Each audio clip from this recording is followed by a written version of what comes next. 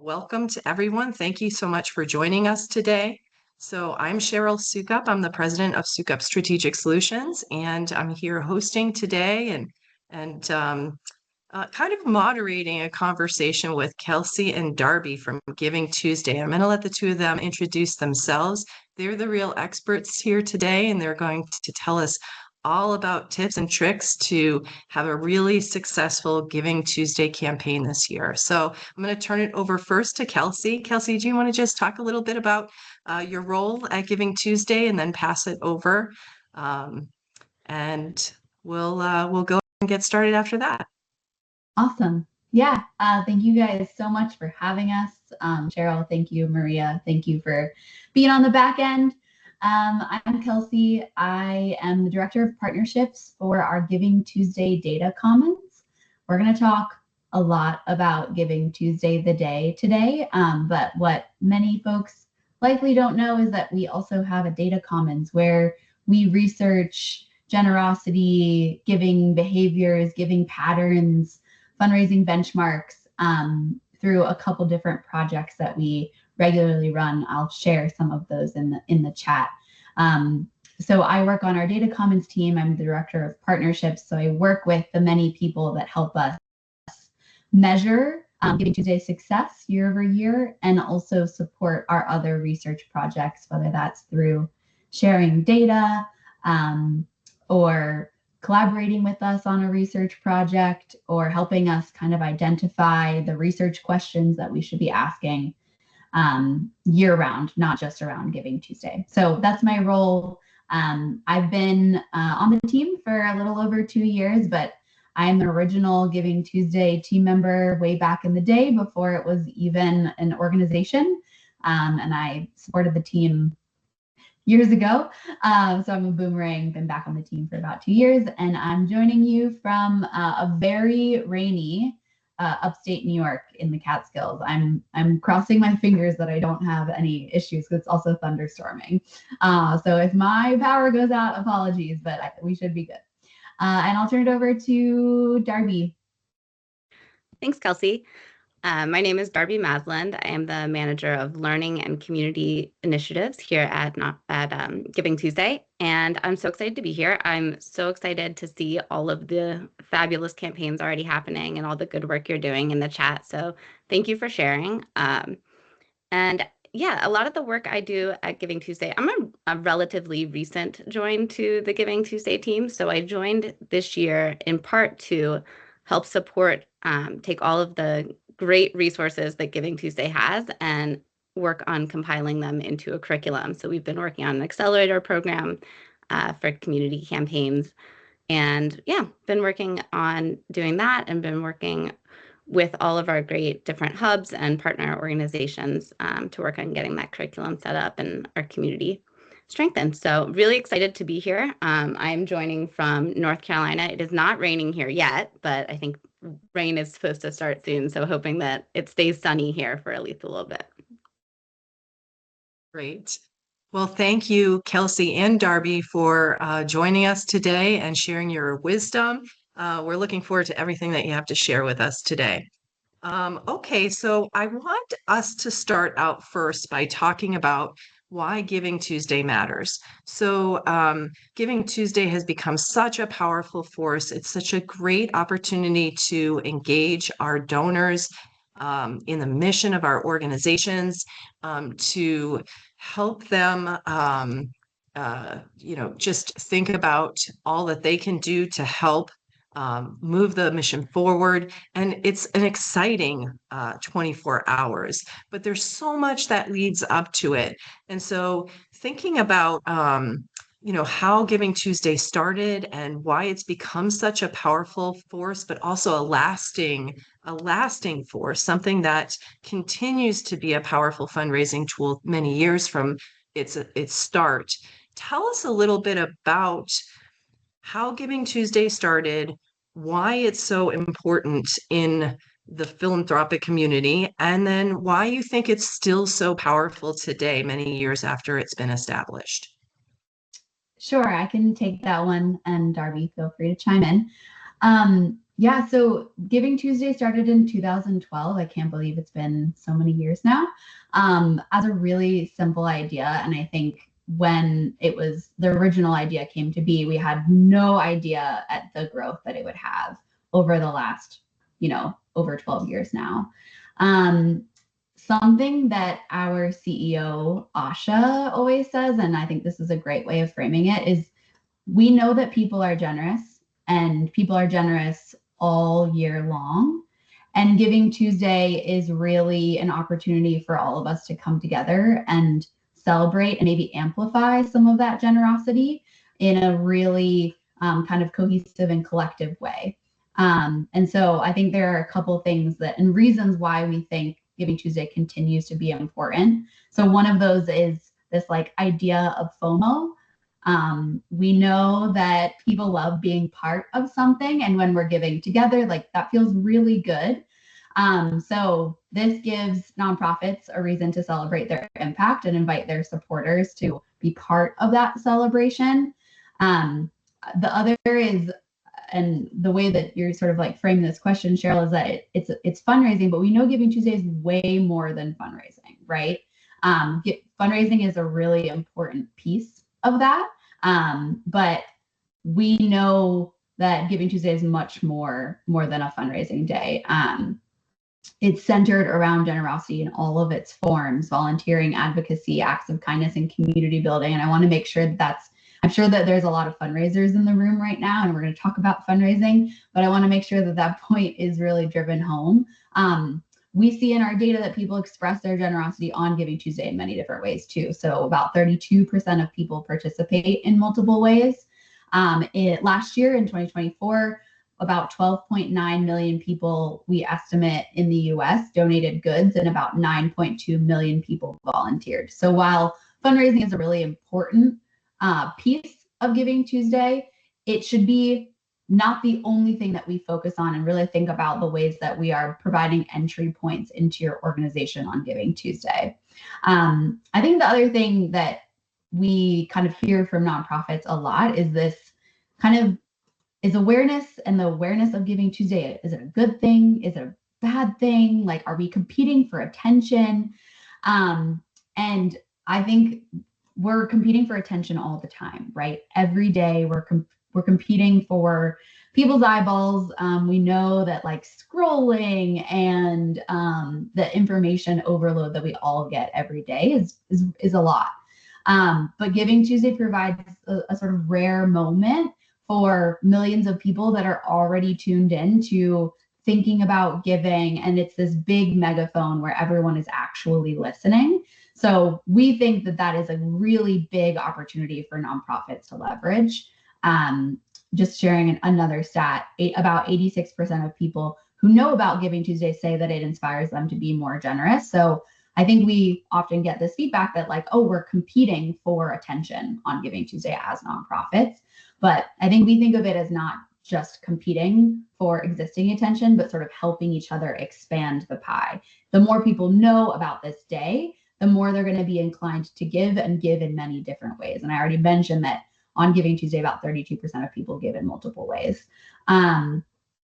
So we're benefiting from that collective energy as a network. And then I think the other reason why I think Giving Tuesday continues to be really important is that it's an opportunity for people to experiment. And I think we see that the most successful nonprofits are really leaning into the day and using it to try new things. And I think particularly right now in this moment where we're hearing that we're really divided right now, giving and the opportunity to give back to local communities and to causes that people really care about is a really big way to bring people together. And so this like celebratory moment to do that, I think is really, really important. That's great. Darby, is there anything that you wanted to add to that? Echoing everything Kelsey said, I think just on that last point about kind of where we are today, I was on a call earlier this morning, and multiple people in that call mentioned they had their giving days or heard of people who had their giving days, and it was actually their most successful fundraising year yet. I think people are really in a position where they want to feel good and they want to feel actionable to doing things to support their community. And I think on that same idea, I work a lot with community campaigns, which benefit multiple different nonprofits or different parts of the community. And one of the statistics I always like with that is just that those campaigns where you're bringing together multiple different groups to work together, a lot of times people are afraid of that because they think this is going to split the pie. But what actually happens is those campaigns raise I think 90% more than those who are doing it individually. So it just makes the pie bigger. So it's a really exciting day and season, I think, for giving. I think it's a real inflection point on philanthropy and generosity and the many ways that you can be supportive of your community. So having the celebration of it, and also that moment or that day to reflect on which organizations you care about and why you care about them, is also really a powerful part of it. So it has a lot of staying power, and we're grateful to you, Kelsey, for being a part of it from the very beginning, and you, Darby, for continuing to make it strong. So thank you for all you do to make sure Giving Tuesday is there for all of us. So I want to ask the audience now, what is the primary reason your organization participates in Giving Tuesday? And we're going to do a little poll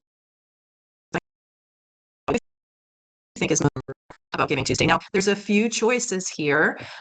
So just choose the primary reason. You might be interested in all of these reasons. They all may play into why your organization participates or why you'd like to participate. But just choose the one that's primary, and we're going to share the results with you. So you'll be able to see them as soon as you hit submit on your answer. So we'll give you a moment to do that. And let's see if we have anybody sharing anything in the chat. So your poll is live in the chat as well. I love seeing this split between critical year-end revenue. So people are really thinking about those year-end strategies, and we'll talk a lot about incorporating it into your year-end strategy. And it looks like it's kind of split with attracting new donors and expanding reach. That is another huge opportunity for Giving Tuesday. So love it. These are all great to see. Increasing community awareness and engagement too. Love that that's not necessarily a direct fundraising goal, but really good opportunity for the day. Wonderful. And I want to just point out that all this great data that we're hearing today, there's a link to the data commons if anybody is a data junkie and they want to learn more. All right, let's see how the poll is doing. So we've got 56 responses so far.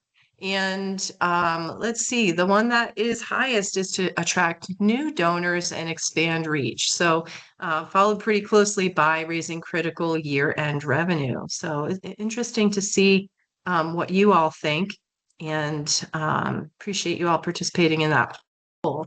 So let's talk a little bit about planning ahead. So to have a successful Giving Tuesday campaign, you can't start the day before. So let's talk a little bit, Kelsey and Darby, about planning in advance. Like, how far in advance should people start planning? What does a strong planning process look like? And what should pre-Giving Tuesday communication look like? So if anybody has not already started planning, they can start today. But what do you recommend if they're thinking about this even for next year? When should they start planning? I will kick it off, and then I'm going to turn it over to Darby for some really concrete planning advice. But obviously, the earlier the better, right? You're going to have more success if you're planning early, but we know that that's not the reality for everyone. And it really also, I think, depends on the scale and your goal, right? If you're sort of wanting to experiment with something smaller, you might not need as much lead time. But if this is a crucial part of your year-end fundraising goals and your strategy, then you want ample time to plan. We have some like general basics for what we think about in terms of like best planning advice. But I want to make sure and like reiterate that those things are adaptable, and it really depends on your goals.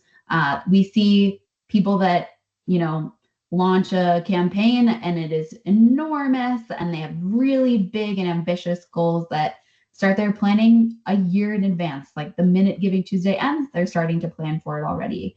But we also see some really creative campaigns that get spun up in the last couple of weeks before Giving Tuesday. And so there's not a perfect answer to that, but there's certainly, you know, some advice. So I'll turn it over to Darby maybe to talk a little bit about like what a strong planning process looks like. Yeah, and definitely reiterating, thanks, Kelsey. I think the no two campaigns are the same is a really important part. I've not been at Giving Tuesday super long, but I've never seen a campaign that looks exactly the same as another campaign. So it is going to really depend on your capacity, what your organization looks like, if you're doing this alone or with a team. So I'll start with that. And I think that's also the first part of this is assemble a team. So number one recommendation is get your team together.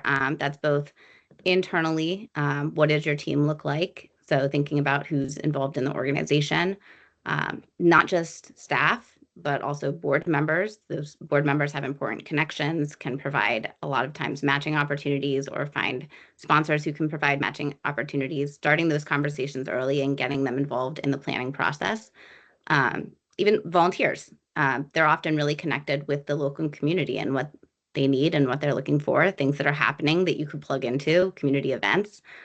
So compiling your internal team and making sure you have that team assembled, but then also thinking early about community partners.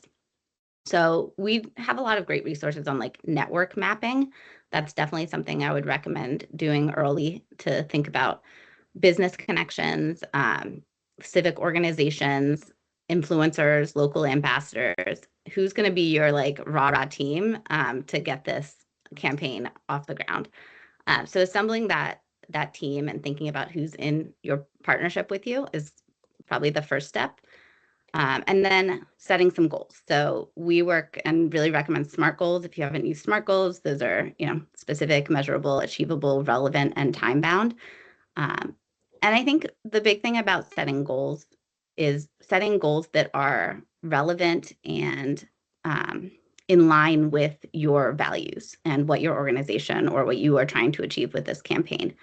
So I think one of the things we often see for those who are starting a campaign who maybe haven't done one before is they set a goal around like, we want X amount of dollars, which is great. And maybe that is part of your goal and your strategy. But also, I think thinking outside of the box about some of those other goals that you really want to achieve. Like, why do you want to get X amount of dollars and who is that going to help? And what does that look like, right? And then maybe that's also a longer term goal around like, we want new donors, we want younger donors, we want to raise awareness. So how would you measure those goals? How are you going to know if this campaign is successful? So I'd say that is step 2. And then step 3 is really building your campaign framework. So I like to think about that really simply: who, what, where, why, when, how, and getting into the weeds with all of those. So that's really when you're deciding, what is my campaign type? Is it online? Is it in person? Am I doing events? What is the messaging around our campaign? And building some of those out. So this is creating the timeline, the funding strategies, making sure you're talking to sponsors and businesses early if you are trying to get some of those sponsorship, corporate engagement, and then planning those out. So that's a lot of planning to get to the day of, but you don't also want to forget day of. You want to make sure you have someone who's in charge of posting, engaging, constant communication on day of. I think we'll talk about a little bit more about day of later on too. And then really that last part is the follow-up and stewardship, which I know we'll also get into a little bit more later. But you want this to be a community. And I think that's one of the great parts of Giving Tuesday is it's not just a one-day fundraising opportunity. It's building engagement and partnership with your community. And that looks a lot longer and a lot bigger than 24 hours. Yeah, for sure. Well, I think when we're thinking about planning ahead, one of the things that you said was, what are your goals? What is the purpose? And it looks like many of our audience have already thought about why they might want to do Giving Tuesday, or why they have been doing a campaign for Giving Tuesday in the past. And raising money is very important, but also attracting new supporters seems to be one of the most important reasons. So if your goals are, multi-pronged, being able to think about how you're going to work in strategies for each of those is important.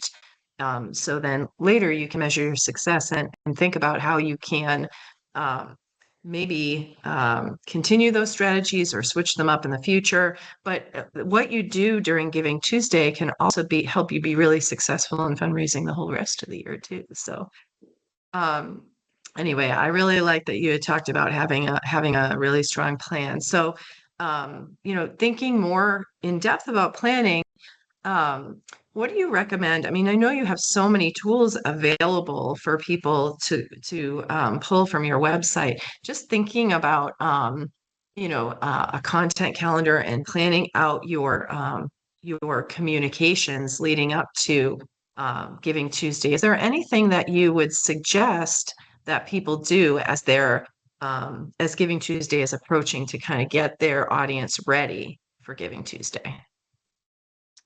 I can start again and then turn it over to you, Darby. I think the number one thing is, and Darby explained this so well, is you're setting a goal. You need to communicate that goal to your audiences, right? You want to let them in on the goal and help them feel part of attaining it, right? So communicating that, and I wouldn't say like communicating across the board to your full audience what your big fundraising goal is necessarily the exact strategy, but making sure if you're employing your network of supporters to be part of your campaign, if you're doing like peer-to-peer or engaging your board, making sure that they know what the goal is so crucial. And that should be part of your communication strategy, not just in the external comms that you're doing, but in the communication that you're doing with your team that is helping to make the day successful. If everyone is not aligned on what those goals are, you're going to be less successful because you're all maybe shooting towards different North Stars. So like the number one thing I would say with communication is, depending on the audience, right? Like if you want to communicate your goal externally, make sure your audience knows what it is and communicate that regularly and often. And we have lots of templates to support some of the storytelling side of things. But Darby, do you want to talk a little bit about sort of just like a general timeline for communication? Yeah, sure. And I think again, I'll keep saying this, but adaptable general timeline. Obviously, not everyone's going to have this timeline lead up, but generally what we recommend is 4 to 5 months out, start recruiting those local ambassadors. So think about who's going to be your spokespeople for Giving Tuesday, both on the day and leading up to it, who's going to engage their networks, and then providing them the support. So we don't want to just say, hey, can you be a Giving Tuesday ambassador? Here's our organization hashtag. Really providing them, especially if you're working with board members or other people in your organization, providing templates, graphics, providing them a support system so they know what to do. So that 4 to 5 months out is communication with your partners to make sure they feel informed, ready, engaged, and excited, right? Like Kelsey's talking about, everyone knows the goal. They want to have that progress bar mentally too, and then celebrate at the end. So that 4 to 5 months out is making sure that all of the partners are engaged. I would say 2 to 3 months out.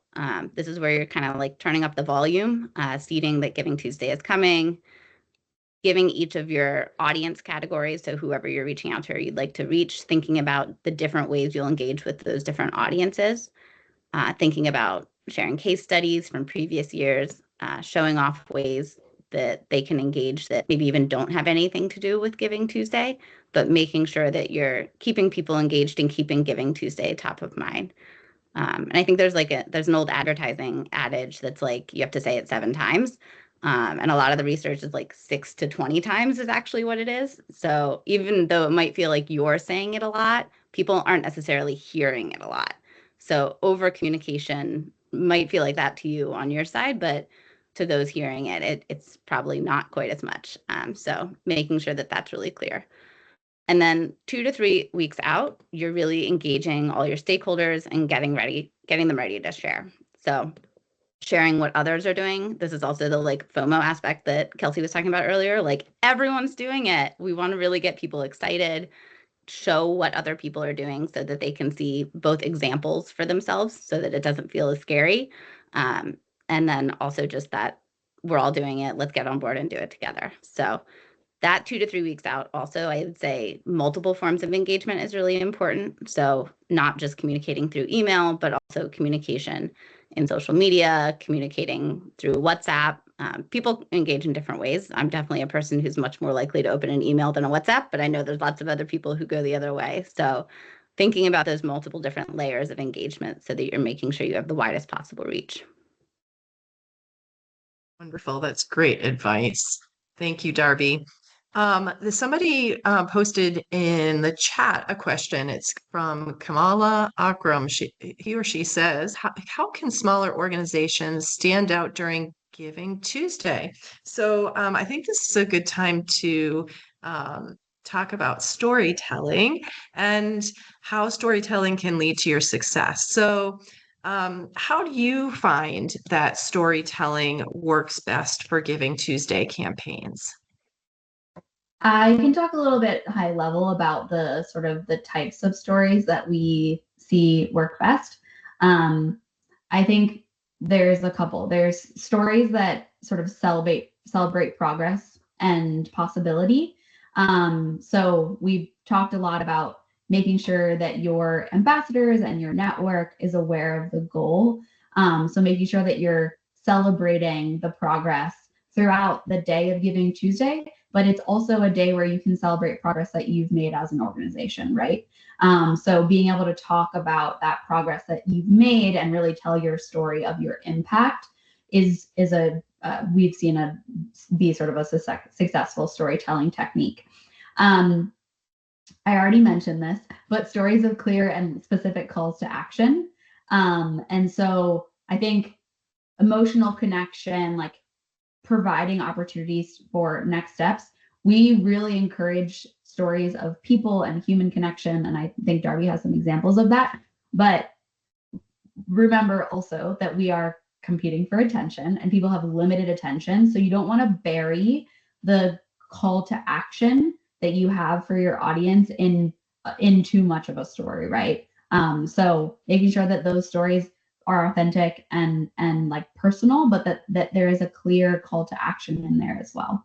I think another thing that is really important is authentic and community-centered narratives. There was a great question from Nicole, engaging different types of audiences, and they kind of outlined what those audiences are. We really encourage storytelling from the supporters or the people that you work with, the people that you provide services to, but making sure that those are stories that they want to tell, and that they feel like they have agency in telling is really important before you just go about and start telling those stories. And then we've already mentioned this as well, but stories that really like leverage that collective energy. So making sure that you're positioning your supporters as part of this global movement, talking to them about their engagement and making sure they feel like they're part of something is some strategies that we've really seen work. It's really great. I like what you said about, and you shared in the chat about engaging some of your members to be participating. And so one thing that I think is so powerful about Giving Tuesday is that it's so accessible to everyone. So earlier you were talking about how it's not just about making philanthropic gifts of money, it's also in-kind gifts, it's also your time and your talent that people can share. So being able to engage your supporters in whatever way is accessible to them, I think is a great opportunity. So Thanks for adding that in there, Kelsey. Darby, do you want to talk about storytelling at all? What are your thoughts? And do you see any trends in storytelling or any content that you've seen work really well in recent years? Yeah, generally the content that works really well. And I think this mirrors what Kelsey is saying about wholesome content that feels uplifting. So thinking about content that moves the viewer into action, that's that call to action, but also the content itself should make you feel something so that you want to take action, even if there was no call to action, right? So really providing those compelling stories. In terms of what that looks like, I think visually having a picture of a person is always really engaging. Some organizations can't do that. Definitely recognizing that you can't always provide images of people who you serve or the organization constituents, but even something like, a close-up of a meaningful part of the story, right? That could be shoes or a couch or something that feels meaningful to the story, and then providing some long form text explanation to go with that. So I like to think about Humans of New York is a really good example of what that looks like in terms of providing that engaging content. You want to hear individual stories. You want to hear the impact that this organization or this campaign is making on the community. So I think that's generally what we see work really well. Also, really important to provide diversity in all senses of the word. One of the things that I love that GivingTuesday really thinks about a lot is the fact that everyone could be a philanthropist, everyone can be a giver. So sometimes thinking about those, flip the script, like someone who is not normally perceived or does not normally perceive themselves as a giver, being the giver in the situation. You want the people who are watching the content or looking at the content to feel themselves in it, to see themselves as, I could be doing this. So that someone cutting a $10,000 check isn't necessarily that relatable, right? So finding ways to show so that the viewer really sees themselves in the work. And that's the getting at the why. I think there's some good examples of what that looks like. For instance, there was a Partridge Creek Farms, a local nonprofit. They needed $5,000 to get a plot of land for their community garden. And they did this. They ended up getting 10,800, I think. And they did this by having this clear goal. We talked earlier about goals and sharing the progress towards that goal, right? And just being really explicit about, this is something we need. And storytelling about garden members that talked about their personal experience, getting that content created ahead of time so that you have it ready to go throughout that process. All of that's really important.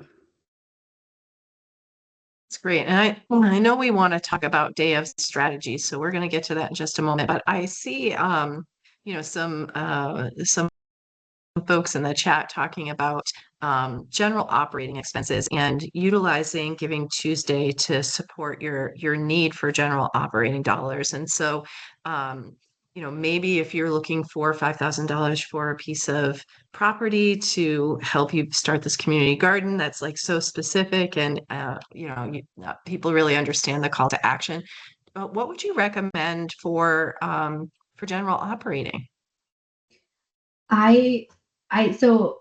It's a great question. And I think sometimes we get very caught up in being like, this is for this very specific program or fund, but your general operating expenses help you do the programs that your organization runs, right? So I don't think it's disingenuous or, misleading to your audience to say, your donation directly goes to support the way that we're able to do the programs that we do. And all of the things that we just talked about, I think, are still relevant, even if you're not raising money for something really specific. But you can talk about those specific things that your organization does that you need to keep the lights on in order to do, right? So I don't think any of the things that we just mentioned in terms of strategies are different because you're raising money for general operating versus a something really specific. If you're not raising money for to rescue a specific horse, maybe don't say that, but you can say the funds that you are providing help us bring in 5 new horses into our stable, and that's still true, right? I think it's a really good question, Kathleen, and I love seeing the ways that other people have sort of like rebranded their funds and are doing cool sort of like storytelling around that.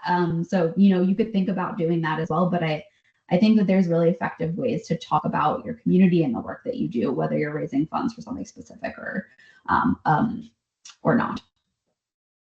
Yeah, that's a really great answer. Thank you for that. And I feel like that this goes along with the storytelling so much, because if you are raising general operating dollars, being able to showcase your mission and what those funds would be going to make happen is so important. So just even if you're just spotlighting one story that's happened already in the past and inspiring them to help you do more of that same, Yeah. that in and of itself is a wonderful goal. Yeah. People can really get behind that if you have a good call to action, which Giving Tuesday gives us. All right, well, great. So let's talk about day of strategies. What are some of the most important things to do on the day of Giving Tuesday? How early do you guys get up in the morning? It depends. Depends on what exactly we're doing. But we have an awesome global team, so we have folks kind of monitoring things all day. This is going to start to maybe become a little bit repetitive, but I think that these are really important things to remember. So on the day, you want to stay connected. You want to stay connected to your audiences and not leave them in a lurch. If you do a really good job of making sure people are aware of the goal, but not updating them on your progress, they're not going to feel connected to that and maybe will like disengage throughout the day. So posting regular updates, providing a touch point of connection. Not everyone's community is going to be on social media, or not everyone's community is going to be on email. So maybe that's, having a virtual meeting for your volunteers and ambassadors midway through the day to give an update just really quickly, or that's going live on social and giving an update just really candidly, or maybe that's doing a live event. You don't need to do a live in-person event, but it kind of, depends on your audience. So staying connected throughout the day, celebrating your milestones. So if you don't share your milestones externally, but you decide yourself that you have a campaign to raise $10,000, sending updates or knowing that you're going to send updates once you hit $3,000, $5,000, $7,000, providing them those touch points throughout the day is going to be really important. I think another thing is sending friendly reminders to the people that you've asked to support your campaign, to your ambassadors, or to some of your biggest supporters that you expect to engage in some way throughout the day, and maybe you're monitoring it and you're seeing that they haven't, checking in with them personally, sending those friendly reminders. And then showing gratitude, I think, is the biggest. Make sure that you're thanking your donors throughout the day. You know your donors best, so you know how they like to receive thanks. We've seen lots of effective strategies for this. Some people tag a bunch of donors on social and they love that. Others keep it more private and personal. So I think it really depends on your audience. Right. And how can you talk a little bit about some creative things that you've seen people do to keep the energy going and to activate the audiences in real time? Yeah, so I already mentioned sort of like social media engagement. I think we've seen really effective strategies of just people going live from the like inside the organization, hearing from leaders inside your organization, talk about the success that they're seeing, being really transparent and with your audience too, about we're not quite there, but we really want your support. We're rethinking our goals in this way. If your goal is to raise and rescue 5 dogs, like let your audience know that you've met that goal, and maybe meet the dogs. What a great opportunity, right? User generated content, I think we've seen be really effective. You have to plan a little bit for that, right? So asking your supporters to engage in their campaign, and maybe it's asking them to tell their story about why they give to your organization. We saw a really cool campaign last year, I believe it was in Colorado, of protecting this park, and they had all of their supporters just talk about the favorite like hike that they did in the park, that in that park throughout the day, and we're able to tell those stories and use that as a mechanism for fundraising. So it was a really specific ask, but it let their supporters do it in a personalized way. We've seen that be really effective, but again, that takes a little bit of planning. So making sure that you're letting your people know ahead of time. And people love talking about supporting your organization, right? So they want an opportunity to do that in a way that's authentic to them. They just need a prompt.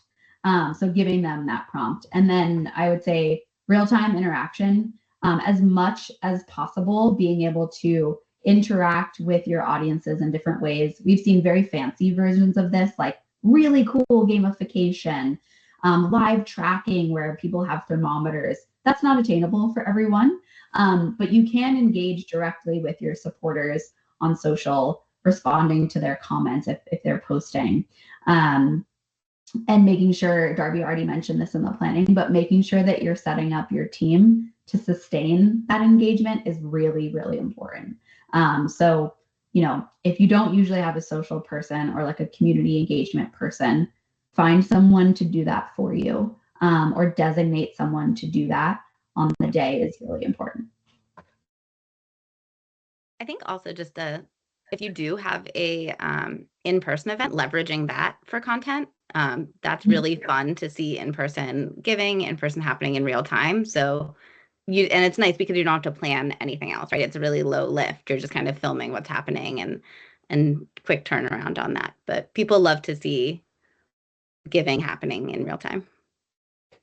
It's really great. Thank you. Those are great suggestions. All right. Well, what about stewardship? You mentioned thanking donors throughout the day. You mentioned that stewardship is really important. Like Giving Tuesday doesn't end on Giving Tuesday. There's Wednesday and the whole rest of the year. So, what would you say is your advice for connecting Giving Tuesday to your organization's overall stewardship plans and year-end goals? I can start, and then Darby, maybe you can jump in.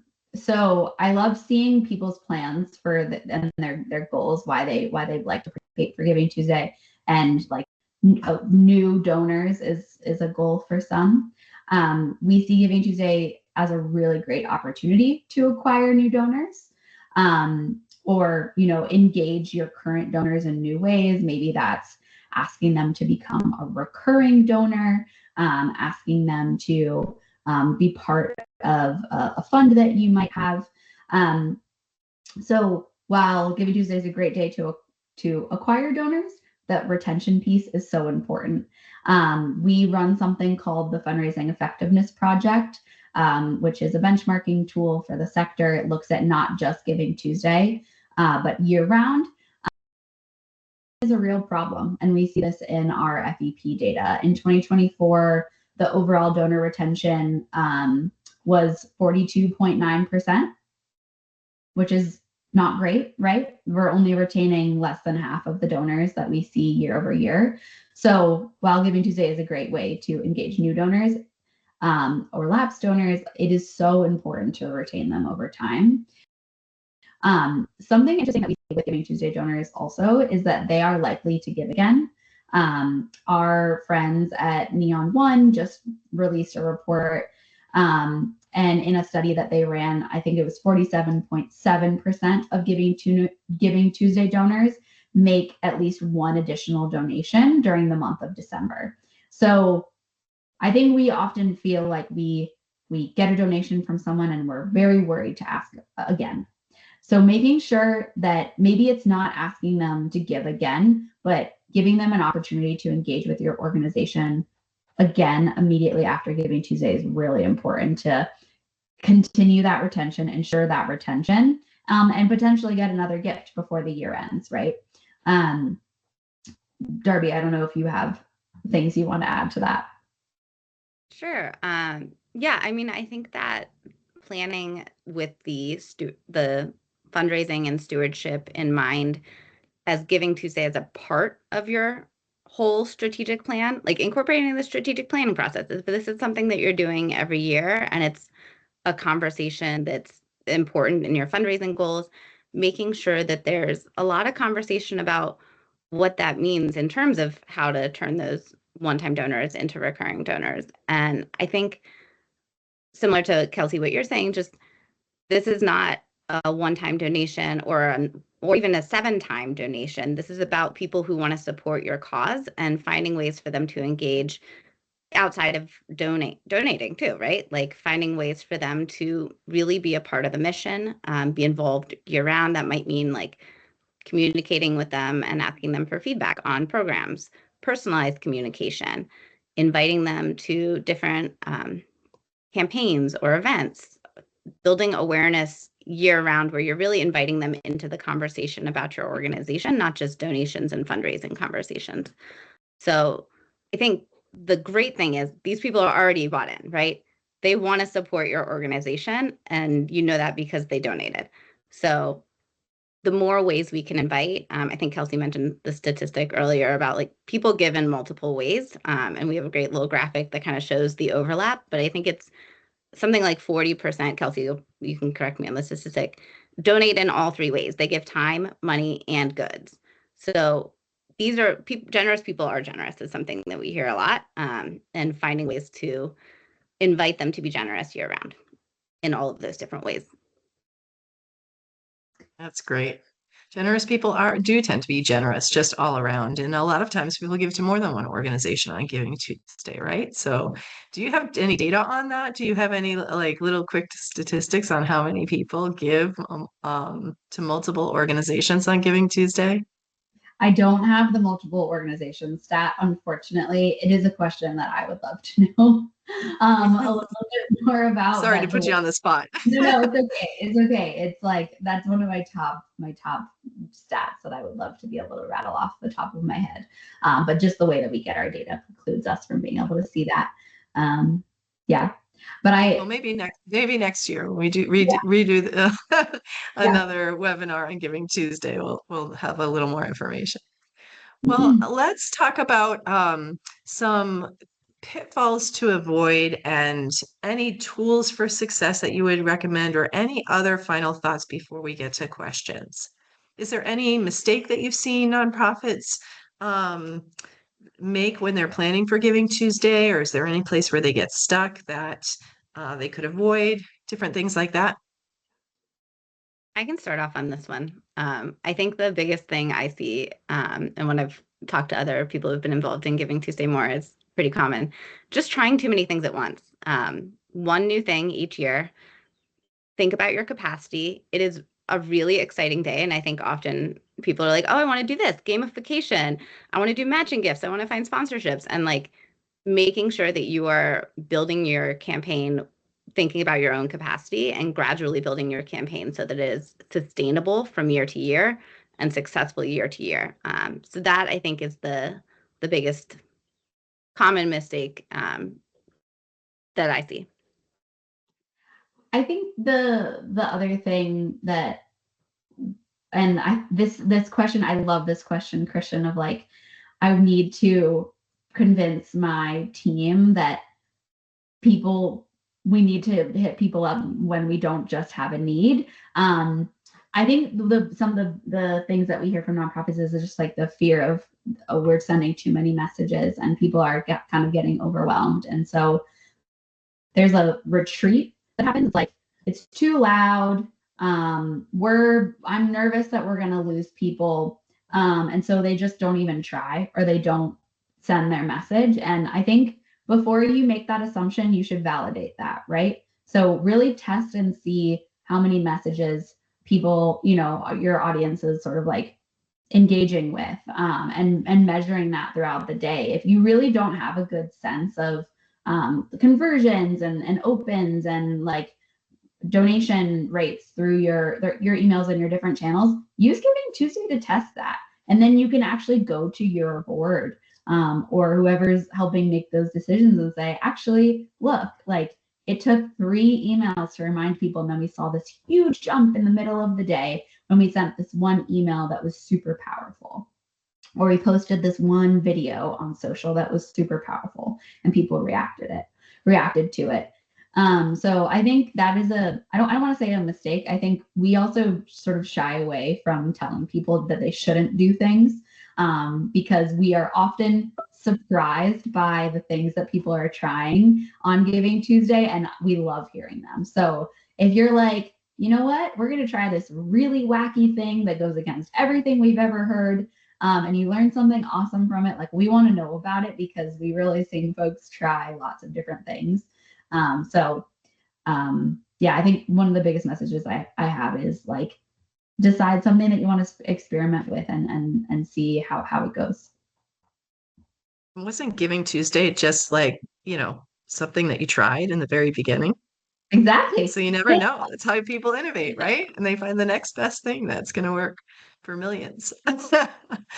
So, all right, wonderful. All right, is there any specific tool or anything else that you'd like to give as a final piece of advice, something that people should think about as they're going forward and engaging in planning for and early communications for Giving Tuesday?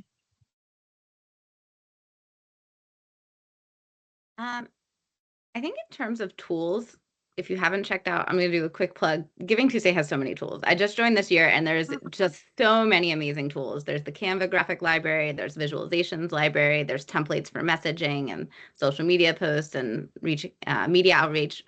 There's a ton of great resources there that you can tap into. I think in terms of capacity, though, also thinking about volunteer networks that you could possibly tap into, or like volunteer organizations like Catch a Fire, where you can just like sign up to get some help for this is a limited amount of time.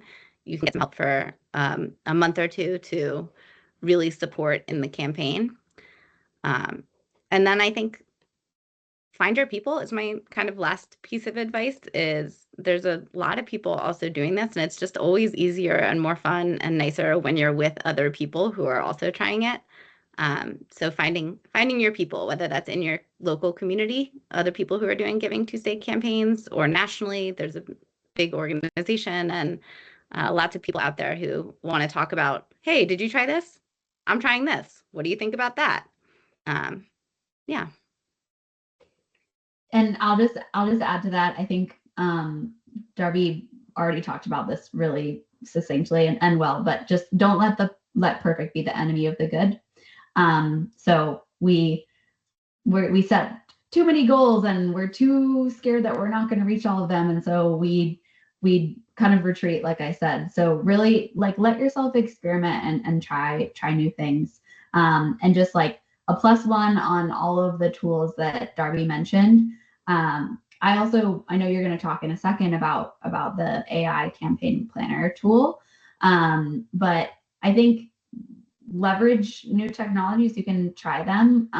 Often we hear from nonprofits that they don't have a lot of bandwidth to support the campaign planning process. And one of the things that will be alongside I put in the chat, we have a 12-week content series that we're running right now that has each week different steps that you can take during your planning process. Super simple. Alongside that, we'll also have an AI corner where we're sharing just prompts that you can use to throw into whatever tool you're using. If you're using AI, whatever LLM you're using, and you can use those prompts to help you, generate content or think about storytelling or think about your planning, prepare your messages for your supporters and things like that. So want to make a plug for that. And then I know you're going to talk about the great tool that you guys have. Yeah. Oh, that's a great segue. All right. So we have a slide that talks a little bit about the campaign planner tool that we have on our website. It's free and readily accessible. And so we just created this to give nonprofits that we're working with and all of you the opportunity to get sort of a head start. This tool was developed with Giving Tuesday, and it just gives you step-by-step support to walk you through developing your campaign, and it's everything from messaging to social media strategy, setting your goals, and it's super easy and efficient to use. There's so many tools out there. This is just one, but we wanted to give you a little something that that you can use, and if you use it and you want to give us feedback, we would love to hear it. So we were going to be sending out these slides, so you'll have the URL to get to the website and the exact page, but it's soukupstrategicsolutions.com /campaign-planner. And so we encourage you to try that out, and we've also dropped that in the chat. All right, and just wanted to see if anybody has any additional questions, or if there's any questions that we have missed. We want to make sure that we answer everything that we can for you, and also just know if you have any other questions that come up that you'd like to ask, feel free to reach out to all of us. Our contact information is available through the slide deck and the follow-up emails we're sending. And I know somebody asked specifically about sharing that graphic that you were talking about. I can't remember which one of you, Darby or Kelsey, have been talking about it, but somebody asked if you could share the graphic of the overlap of what people give, so we can send that out. So one question, what's one powerful story of impact from donations that you can share?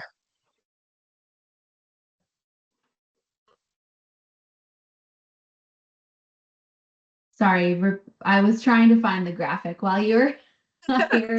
Well, Darby, Kelsey, either one of you, is there a powerful story of impact that you've seen from donations that you can share? I think I'm not entirely understanding the question, but maybe the question is about the impact that people are like the way you can talk about how donations are making an impact at your organization. Is that maybe the question that we think is being asked there? Well, we can come back to that. Let's see, Kamala, if you can let us know what you maybe explain a little more about your question, and we'll move on to another one and come back. How many emails do you recommend to send on Giving Tuesday?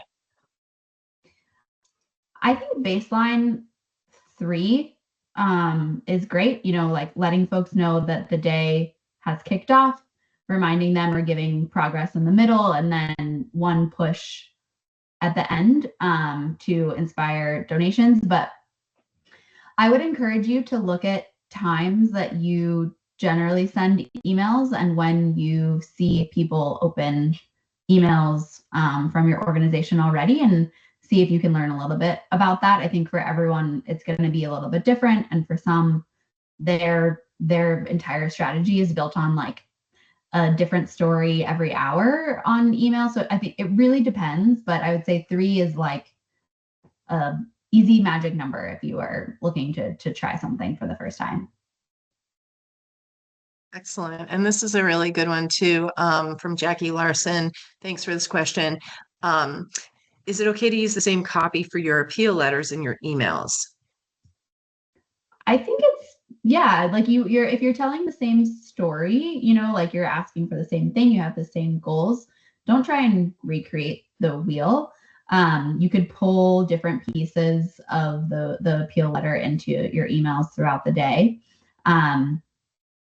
So I would say like repurpose language where you can, but again, just making sure that it feels like it's being slightly personalized, or if you can kind of like add a story throughout those emails. Great. And then I'll take one last question here from Linda. Can you explain the curriculum and accelerator program under development? Yeah, we can talk a little bit about that. So the accelerator program is underway, and we have a small group of community foundations in the Southeast, kind of a pilot program where we're looking to take all of those resources. I think as someone mentioned, there's a lot of resources, sometimes maybe too many resources, but really distilling that into a curriculum to help support especially those who have not maybe done one before. Oh, Kelsey just put it in the chat. Thank you, Kelsey. You can read more about it there, but also working on developing something open to all for curriculum online in sort of an LMS style as well. Excellent, thank you. And we can send that out, that link out also with the follow-up email. So I did want to mention that we are going to be sending out a link to the recording. Somebody asked, how can we share the recording with our board members? There will be a link, and you can send that link right on to your board members so that they can watch too. And hopefully you'll be able to get them excited to help support your effort this Giving Tuesday. All right, then. Well, I want to say thank you so much to our panelists. Darby and Kelsey, you've been amazing. We really appreciate your time with us today. We want to say thank you to our audience. Thank you, everyone, for joining us today. We're going to be sending out this information, as I said. And if there's anything that we can do for you at Sukup Strategic Solutions, we offer consulting and outsourcing services. So if you're looking for some help with Giving Tuesday, we'd love to talk to you about what you need and how we can help you. All right, well, very good. Thank you so much. For more information about fundraising and leadership and nonprofits, please consider listening to our podcast, Impactability, the Nonprofit Leaders Podcast. This will be in the slide deck if you want to take a look, but you can find us anywhere you are listening to your favorite podcasts. And with that, I just want to say thank you so much for joining us today. Thank you, everyone. Yes. Thanks, everyone.